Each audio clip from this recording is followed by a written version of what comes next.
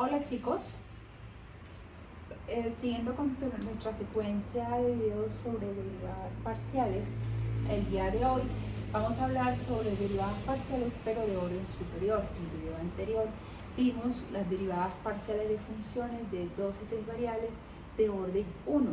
Esta vez vamos a ver qué pasa con las de orden 2, para funciones de 2 variables y de 3 variables. Ok, entonces miremos todas las posibles combinaciones que puedo tener cuando yo tengo 2 variables.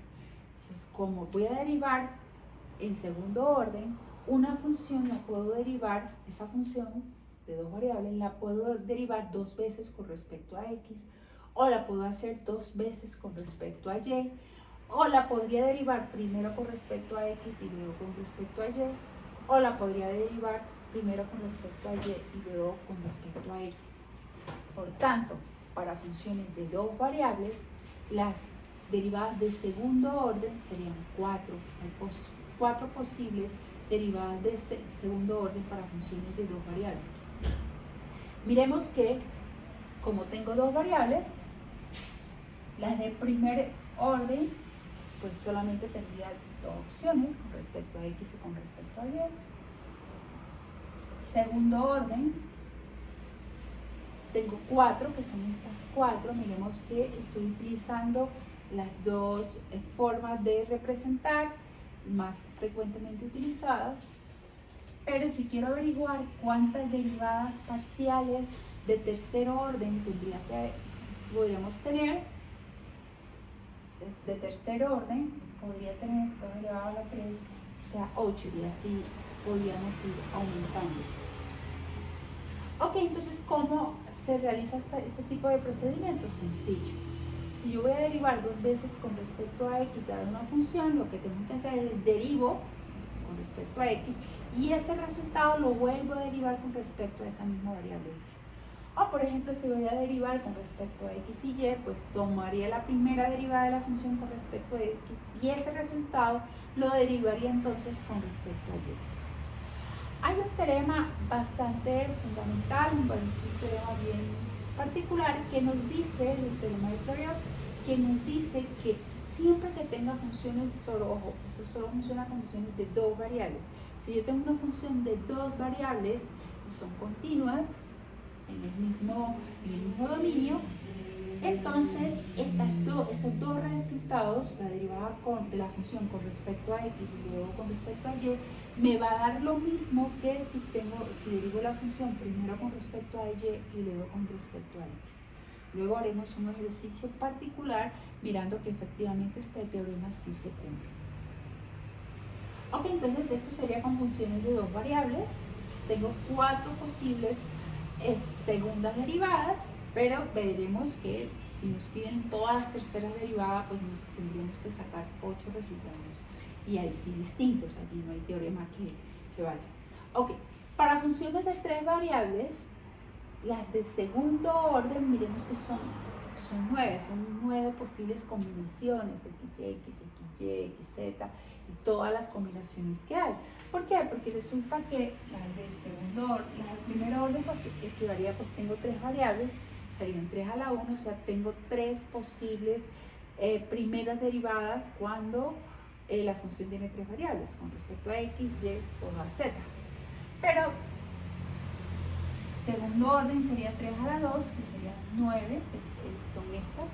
Pero por ejemplo, en el caso de todas las derivadas parciales de una función de 3 variables de tercer orden, sería 3 a la 3, o sea 27. Vemos que el número es bastante grande.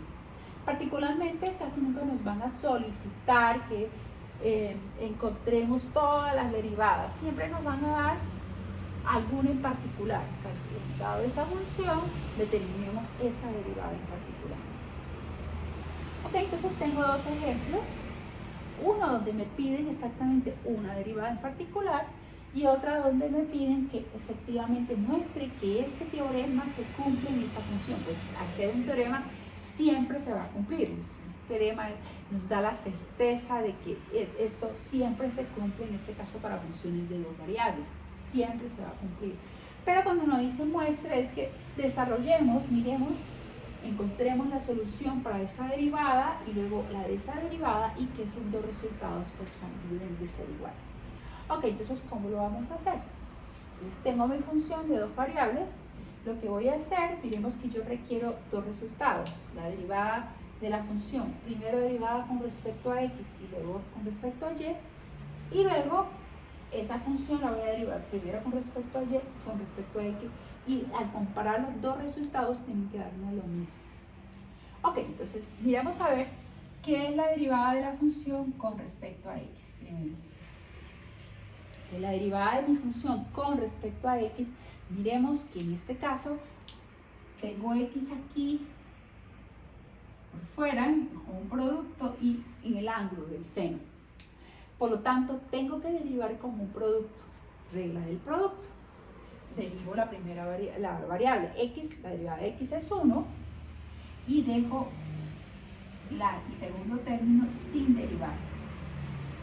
Estoy aplicando entonces regla del producto. Más, ahora hago al revés.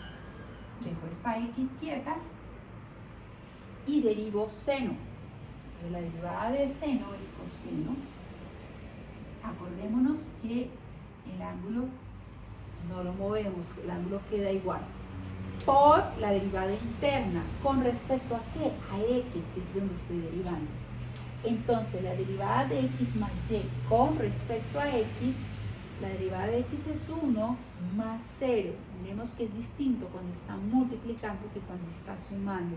Cuando está multiplicando, esas constantes quedan, pero si está sumando, en este caso, la derivada de y es 0. O sea que la derivada interna de x más y es 1. Es como si yo les preguntara cuál es la derivada de x más 5. La derivada de x más 5 es 1, porque la derivada de 5 es 0.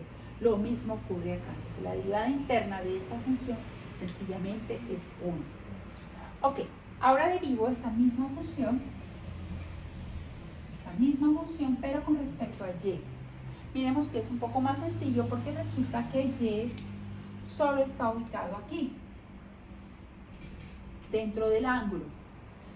Luego, esta x funge en este caso como una constante. Sencillamente la dejo. Y derivo el seno porque dentro tengo mi variable que es y. La derivada del seno es coseno. El ángulo no cambia. Por la derivada interna con respecto a y. La derivada de x es 0 más la derivada de y es 1. O sea, 0 más 1 es 1, o sea, multiplicaríamos por 1, que nos da lo mismo. Ok, entonces ya tengo estas son las derivadas de primer orden. Pero para el derivada de claridad, me pregunta por la derivada del segundo orden. No hay necesidad de hacer las 4. Solo necesito hacer estas dos para comprobar que el teorema efectivamente aquí se cumple. Entonces, ¿qué voy a hacer? Voy a derivar esta función que ya derivé con respecto a x, esa la voy a derivar ahora con respecto a y. Y me va a quedar entonces la derivada de segundo orden con respecto a x con respecto a y. Siempre me voy de izquierda a derecha. Ya la derivé con respecto a x, ese resultado lo voy a derivar con respecto a y. Entonces, derivamos. Primero, como siempre, es preferible ubicar dónde está mi variable, que en este caso es y. ¿Dónde está y? Entonces, y está aquí, dentro del seno. Este es otro término que también está aquí. En ninguno de los dos casos tengo producto. Aquí no hay producto, aquí no hay producto. ¿Vale? Porque esta x es sencillamente una constante. Ok, entonces, la derivada me va a quedar. La derivada del seno de x más y, la derivada del seno es coseno de x más y, por la derivada interna, pero resulta que la derivada interna es 1 con respecto a y. Como estamos derivando esta función con respecto a y.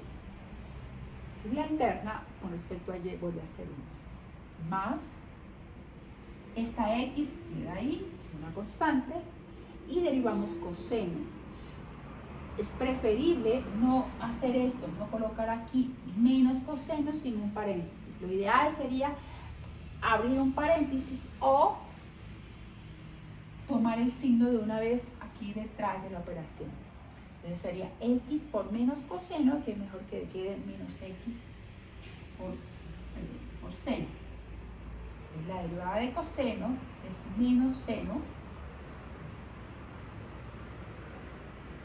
de x más y.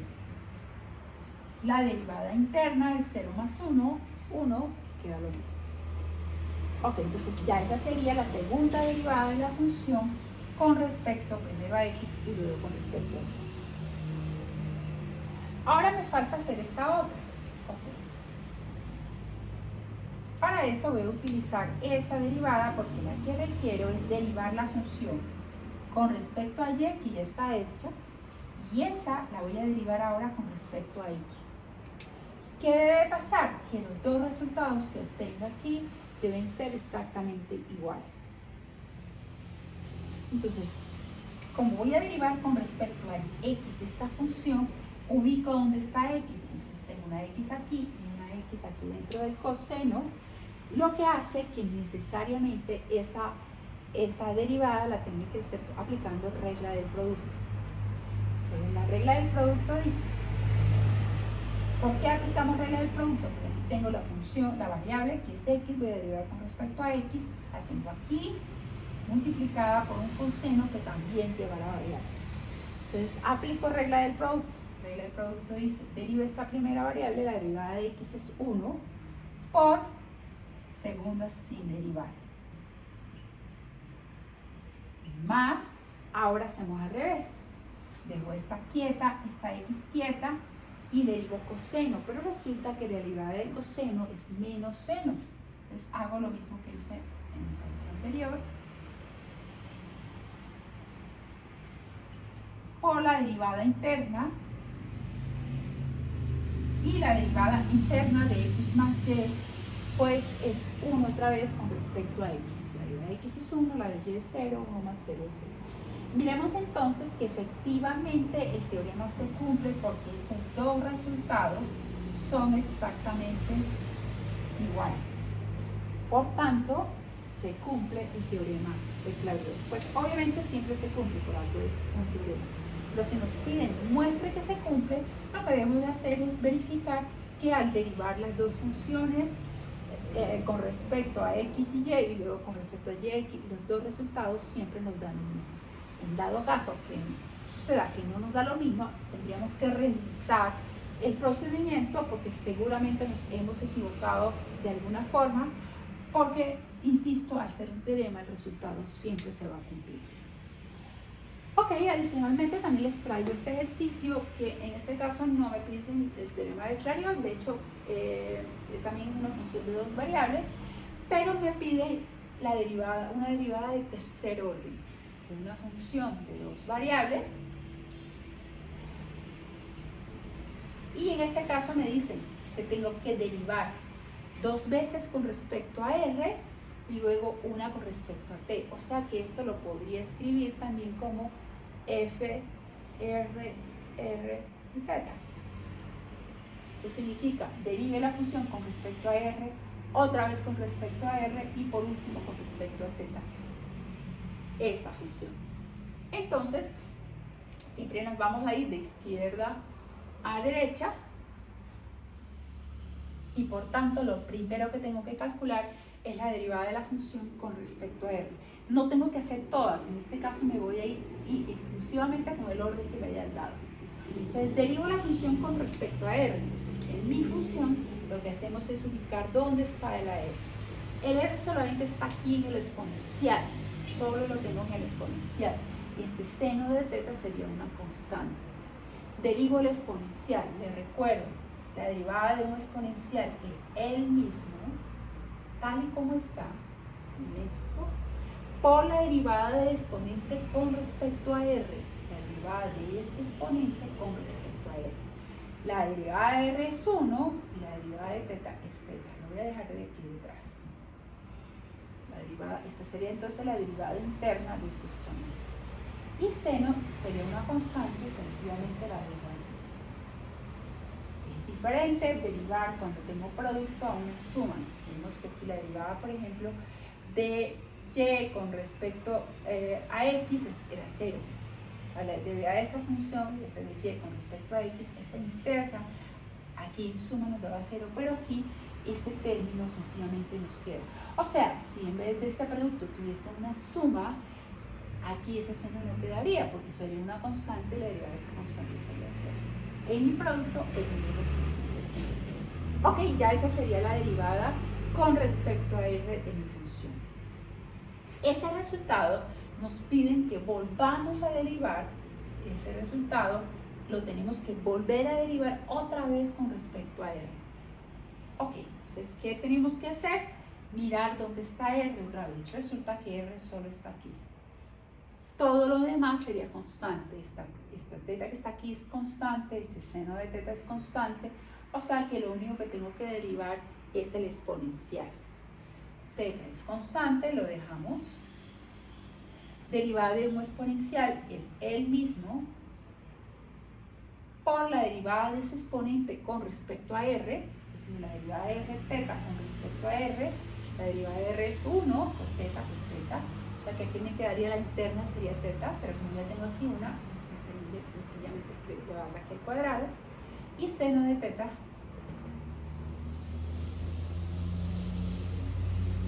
sería una constante.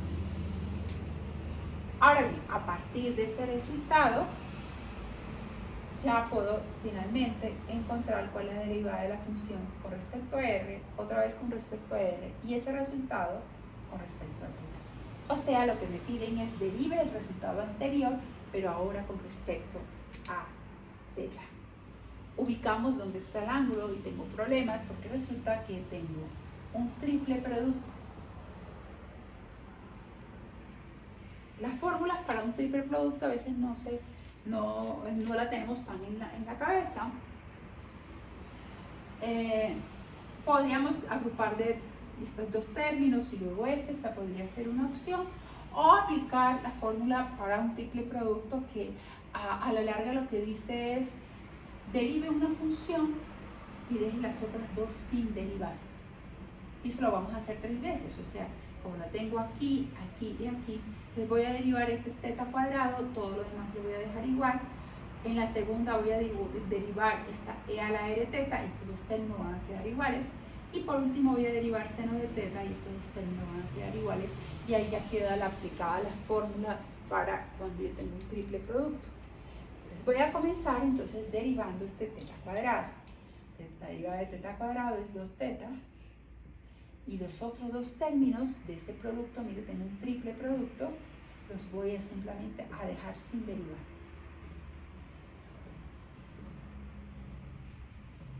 Más, ahora, teta cuadrado y este seno de teta van a quedar quietos y los que voy a derivar es e a la r teta. Teta cuadrado queda ahí como una constante. La derivada de ese exponencial es el mismo por la derivada del exponente, pero ojo que estamos derivando con respecto a teta ahora. Entonces, la derivada de teta es 1 y me va a quedar aquí una r. Esta r sería la derivada de este exponente con respecto a teta. Y seno de teta también sin derivar. O sea que estoy dejando tanto teta cuadrado como el seno de teta quietos y derivo solo el exponencial. Más. Ahora por último, estos dos van a quedar constantes. Teta cuadrado va a quedar constante. E a la r teta queda ahí fijo. Constante no, quedan sin derivar. Estos términos sin derivar. Y derivamos seno. La derivada de seno es coseno. Y ya este entonces sería el resultado que me estaban solicitando, que es la tercera derivada de la función con respecto a R 2 veces y luego con respecto a teta.